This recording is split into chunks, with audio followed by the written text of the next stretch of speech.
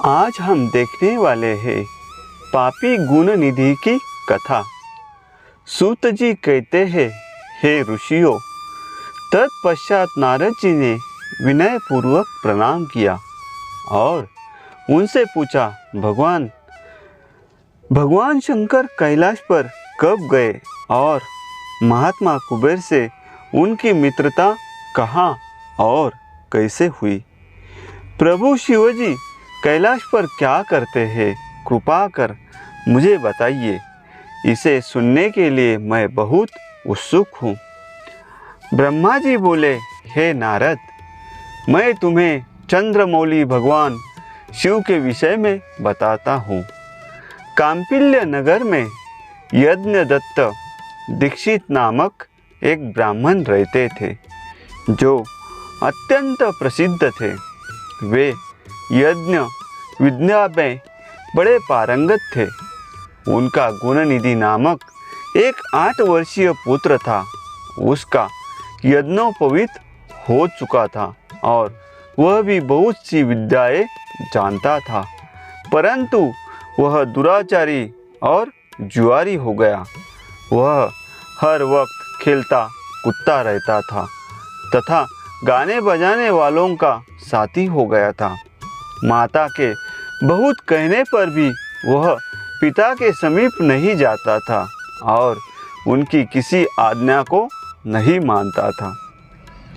उसके पिता घर के कार्यों तथा दीक्षा आदि देने में लगे रहते थे। जब घर पर आकर अपनी पत्नी से गुणनिधि के बारे में पूछते तो वह झूठ कह देती कि वह कहीं स्नान करने या देवताओं का पूजन करने गया है। केवल एक ही पुत्र होने के कारण वह अपने पुत्र की कमियों को छुपाती रहती थी। उन्होंने अपने पुत्र का विवाह भी करा दिया। माता नित्य अपने पुत्र को समझाती थी। वह उसे यह भी समझाती थी कि तुम्हारी बुरी आदतों के बारे में तुम्हारे पिता को पता चल गया तो वे क्रोध के आवेश में हम दोनों को मार देंगे।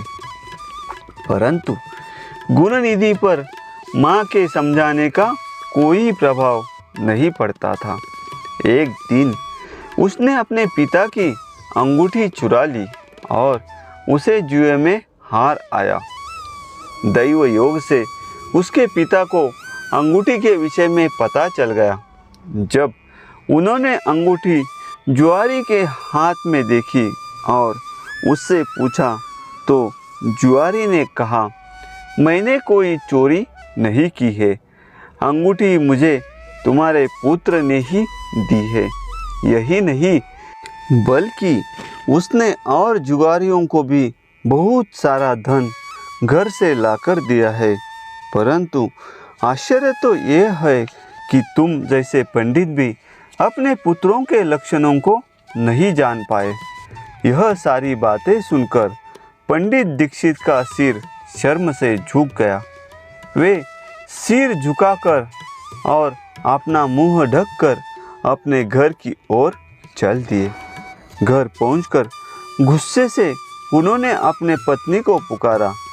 अपनी पत्नी से उन्होंने पूछा, तेरा लाडला पुत्र कहाँ गया है? मेरी अंगूठी जो मैंने सुबह तुम्हें दी थी वह कहाँ है? मुझे जल्दी से दो। पंडित की पत्नी ने फिर झूठ बोल दिया, मुझे स्मरण नहीं है कि वह कहाँ है। अब तो दीक्षित जी को और भी क्रोध आ गया। वे अपनी पत्नी से बोले, तू बड़ी सत्यवादिनी है, इसलिए मैं जब भी गुणनिधि के बारे में पूछता हूँ तब मुझे अपनी बातों से बहला देती हो।